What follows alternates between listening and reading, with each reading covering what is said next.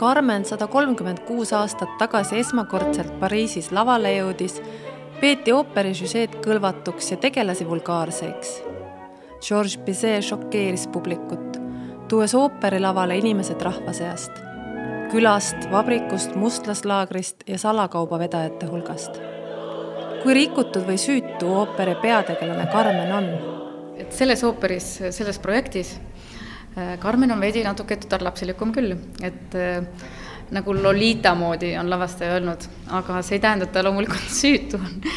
Aga et sellist just elulisust ja nooruslikkust võib-olla rohkem. Et siin ooperis saab kõike näha. Saab näha armastust, saab näha vihkamist ja saab näha ka surma.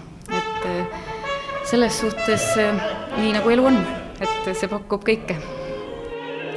Tuttavate Toreadori laulude ja habaneeraga hoogsa ooperi toob Estonia lavalaudadele noor britt Walter Sutcliffe. Rõõmsamaid tuure annavad etendusele flamenco tantsija Claudia Shevchenko tantsuseaded. Ta elab hetkes ja ta elab maksimaalselt ja vabadus on tähtis, et ta teeb täpselt seda, mis ta tahab. Et see tunne, mis tal sees on, selle tunde järgi ta tegutseb. Meil võib tunne sees olla ja midagi ütleb sul seest, et kuule, et see asi on nii, aga tegelikult me ei usu seda. Me teeme ikka teistmoodi, aga Carmenil ei ole seda. Carmen on must-valge. Et ta elab maksimaalselt iga rakuga. Et selles mõttes on ikka ju midagi siit õppida ka. 26. mail esietenduv Carmen on teatri ajaloos juba 10. kord ooperit publikuni tuua.